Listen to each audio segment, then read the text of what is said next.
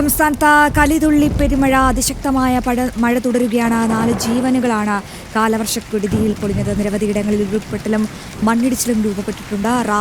പത്തനംതിട്ട റാന്നി പൂർണ്ണമായും വെള്ളത്തിനടിയിലായി. കോടിക്കണക്കിന് രൂപയുടെ നാശനഷ്ടങ്ങളാണ് ഈ മഴ പെയ്തതുമായി ബന്ധപ്പെട്ടപ്പോൾ രേഖപ്പെടുത്തിയിരിക്കുന്ന പ്രളയ സമാനമായ സാഹചര്യമാണ് പത്തനംതിട്ടയിലുള്ളത്. പമ്പയും മണിമലയാറും മീനച്ചിലാറും ഒക്കെ കരകവിഞ്ഞൊഴുകുകയാണ്. റാന്നിയിലുള്ളവരെല്ലാം സുരക്ഷിതമായ ഇടങ്ങളിലേക്ക് പോകാനുള്ള ശ്രമങ്ങൾ തുടരുകയാണ്. ഫയർഫോഴ്സും സ്കൂബ ടീമും ഒക്കെ എത്തി ജനങ്ങളെ സുരക്ഷിത താവളത്തിലേക്ക് മാറ്റാനുള്ള ശ്രമം പുരോഗമിക്കുമ്പോൾ കോഴിക്കോട് ജില്ലയിലും സ്ഥിതി വ്യത്യസ്തമല്ല. കൂടരഞ്ഞി ഉറുമിപ്പുഴയിൽ മലവെള്ളപ്പാച്ചിലുണ്ടായി. കനത്ത മഴ തുടരുന്ന പശ്ചാത്തലത്തിൽ 8 ജില്ലകളിലാണ് റെഡ് അലർട്ട് പ്രഖ്യാപിച്ചിട്ടുള്ളത്. ഏറ്റവും പ്രധാനപ്പെട്ട വിവരങ്ങളുമായി സുബിൻ തോമസ്, മിഥുൻ മുരളി, ഗോകുൽ രമേശ്, അരുൺ കൊടുങ്ങൂർ, എസ് ശാലിനി, രമ്യാദാസ്, ബീനാറാണി അടക്കമുള്ളവർ ചേരുന്നുണ്ട്. നമുക്ക് ഇടുക്കിയിലേക്ക് പോകാം. അവിടെ നിന്നും സുബിൻ തോമസ് ചേരുകയാണ്. സുബിൻ, 4ാമത്തെ മരണം അത് റിപ്പോർട്ട് ചെയ്തത് ഇടുക്കി ജില്ലയിലെ വാഗമണ്ണിൽ നിന്നുമാണ്. ഒരു മരണം കൂടി സ്ഥിരീകരിച്ച സാഹചര്യത്തിൽ ഇടുക്കിയിലെ മഴ സാഹചര്യം അതിരൂക്ഷമായി പൊയ്ക്കൊണ്ടിരിക്കുകയാണ്. പല വീടുകളും വെള്ളത്തിനടിയിലായി. ഉരുൾപൊട്ടൽ വലിയ നാശമാണ് അവിടെ വിതച്ചിരിക്കുന്നത്. എന്താണ് സുബിൻ അവിടെ നിന്ന് ലഭിക്കുന്ന ഏറ്റവും പുതിയ വിവരങ്ങൾ? എവിടെയാണ് ഇപ്പോൾ സുബിൻ ഉള്ളത്? നിലവിൽ അവിടെ സുരക്ഷിതനാണോ? തുടരുകയാണ്. ഇടവിട്ട് ശക്തമായ മഴ പല സ്ഥലങ്ങളിലും പെയ്യുന്നുണ്ട്. ഞാനിപ്പോഴുള്ളത് കുട്ടിക്കാലത്താണ്. കുട്ടിക്കാലത്തിന് താഴ്വശത്തെ കുട്ടിക്കാലത്തുനിന്ന് മുണ്ടക്കയത്തേക്ക് പോകുന്ന ദേശീയപാതയുടെ പ്രധാന ഭാഗത്ത് പലയിടങ്ങളിലും മണ്ണിടിഞ്ഞ് വലിയ രീതിയിലുള്ള ഗതാഗത തടസ്സം ഉണ്ടായിട്ടുണ്ട്. ഇവിടെ ഇപ്പോൾ വാഹനങ്ങളെല്ലാം തന്നെ തടഞ്ഞ് ഇട്ടിരിക്കുകയാണ്. ഈ മണ്ണ് നീക്കുന്ന നടപടിക്രമങ്ങൾ പുരോഗമിക്കുന്നതേ ഉള്ളൂ. പ്രധാനമായും ഇന്ന് പുലർച്ചെ ഉണ്ടായ അതിശക്തമായ മഴയിൽ 2 മരണങ്ങളാണ് ഇടുക്കി ജില്ലയിൽ ഉണ്ടായിട്ടുള്ളത്. ഒന്ന് കുടയത്തൂരിലും മറ്റൊന്ന് വാഗമണിലുമാണ്. കുടയത്തൂരിൽ ഒരു വീട്ടമ്മയാണ് മരിച്ചത്. ഉരുൾപൊട്ടലിലാണ് ഈ ഒരു മരണം ഉണ്ടായത് എന്നുള്ളതാണ് ഏറ്റവും പ്രധാനപ്പെട്ട കാര്യം. വീട്ടിൽ നിന്ന് ആളുകൾ പോകുന്ന ആ സമയത്താണ് രാത്രിയോടുകൂടിയാണ് ഇത്തരത്തിൽ ഈ ഒരു അപകടം ഉണ്ടാകുന്നത്. ഈ വീട്ടമ്മയ്ക്ക് വീട്ടിൽ ഇറങ്ങി ഓടാൻ സാധിക്കാതെ വരികയും ഇവർ മണ്ണിനടിയിൽ അകപ്പെട്ടു പോവുകയുമായിരുന്നു.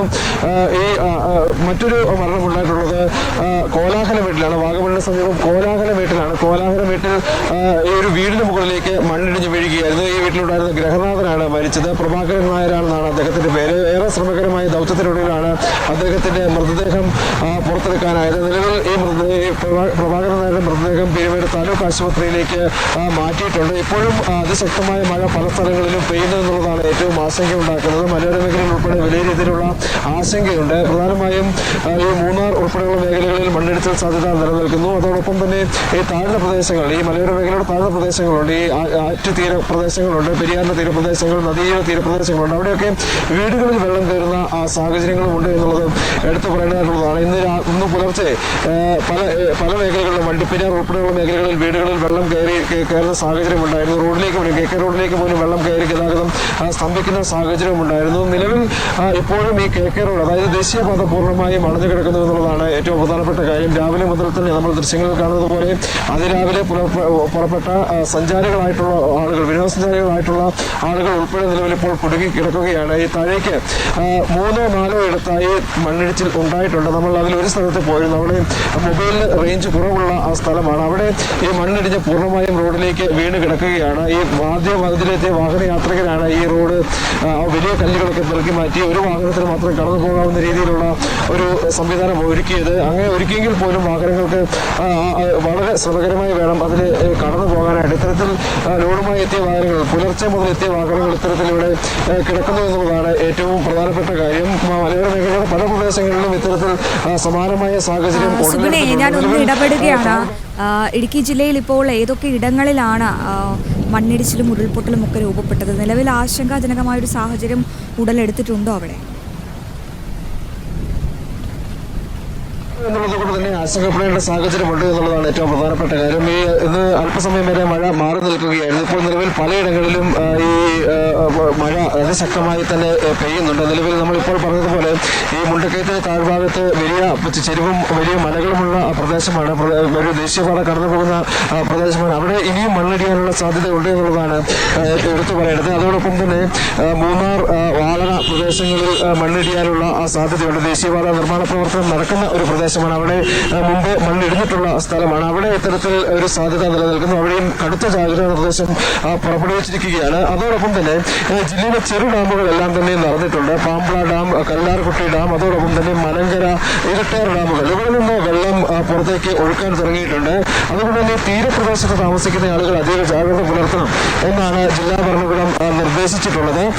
ഇത്തരത്തിൽ വെള്ളം കൂടുതലായി എത്തുന്നു എന്നുള്ളതുകൊണ്ട് തന്നെ ഈ പുഴകൾ, ഇതിന്റെ തീരപ്രദേശങ്ങളിലെ പുഴകൾ കരകവിയാനുള്ള സാധ്യതയുണ്ട്. ഏറ്റവും എടുത്തു പറയേണ്ടത് തൊടുപുഴയാർ, മൂവാറ്റുപുഴയാർ ഉൾപ്പെടെയുള്ള ആളുകൾ കരകവിഞ്ഞൊഴുകാനുള്ള ഒരു സാധ്യതയുണ്ട്. മഴ തുടർന്നാൽ അത്തരത്തിലുള്ള സാഹചര്യങ്ങൾ ഉണ്ടാകും. അത് കൂടുതൽ ആശങ്കാജനകമായ സാഹചര്യത്തിലേക്ക് കടന്നു പോകേണ്ടി വരും. അതായത് തീരപ്രദേശങ്ങളിലെ വീടുകളിലേക്കൊക്കെ വെള്ളം കയറാനുള്ള സാധ്യതയുണ്ട്. ഇപ്പോഴും അവിടെ മഴ പെയ്യുകയാണ്. നമുക്ക് ദൃശ്യങ്ങളിൽ കാണാം. സുബിനും ജാഗരൂകനായി തന്നെ തുടരുക. വാർത്തകൾ സുരക്ഷിതരായി മാത്രം റിപ്പോർട്ട് ചെയ്യുക. നമുക്ക് കോഴിക്കോട്ടേക്ക് അടിയന്തരമായി പോകണം. അവിടെ നിന്നും ഞങ്ങളുടെ പ്രതിനിധി അരുൺ കൊടുങ്ങൂർ ചേരുന്നുണ്ട്. അരുൺ, സംസ്ഥാനത്തൊരു പ്രളയ ഭീതി അത് ഉടലെടുത്തിരിക്കുകയാണോ? കോഴിക്കോട് കൂടരഞ്ഞ് ഉറുമിപ്പുഴയിൽ മലവെള്ളപ്പാച്ചിൽ ഉണ്ടായി എന്നതടക്കമുള്ള ആശങ്കാജനകമായ വിവരമാണ് ഇപ്പോൾ പുറത്തു വരുന്നത്. ഒരു ദിവസം നിർത്താതെ പെയ്ത മഴയിലാണ് ഇത്തരത്തിൽ വലിയൊരു ഗുരുതരമായ ഒരു മഴ സാഹചര്യം സംസ്ഥാനത്തുടനീളം ഉടലെടുത്തിരിക്കുന്നത്. എന്താണ് കോഴിക്കോട് ജില്ലയിൽ നിന്നും വരുന്ന വാർത്തകൾ? എന്തൊക്കെ വിശദാംശങ്ങളാണ് ഈ ഘട്ടത്തിൽ നൽകാൻ കഴിയുന്നത്? അരുൺ ഇപ്പോൾ എവിടെയാണുള്ളത്?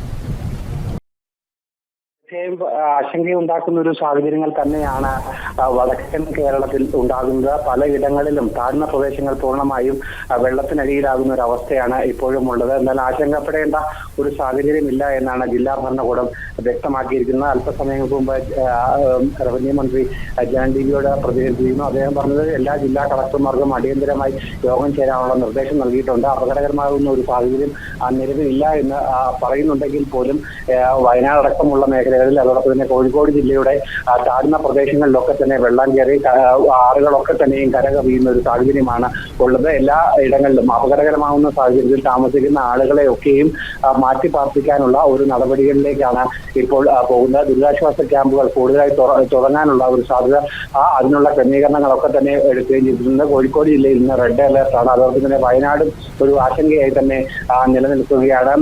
വിലങ്ങാടക്കമുള്ള പ്രദേശങ്ങളിൽ വലിയ മഴ പെയ്യുന്ന ഒരു സാഹചര്യമുണ്ട്. ആറുകളൊക്കെ തന്നെ പൂർണ്ണമായും കരകവിഞ്ഞ് പോവുകയാണ്. അതുകൊണ്ട് തന്നെ ഒരു ആശങ്കയുണ്ടാക്കുന്ന ഒരു സാഹചര്യം എല്ലാ ഇടങ്ങളിലും ഉണ്ട്. അതോടൊപ്പം തന്നെ NDRFന്റെ പ്രത്യേക സംഘങ്ങൾ ഇവിടെയൊക്കെ തന്നെ ക്യാമ്പ് ചെയ്യുന്നുണ്ട്. വിവിധ ഇടങ്ങളിൽ ക്യാമ്പ് ചെയ്യുകയും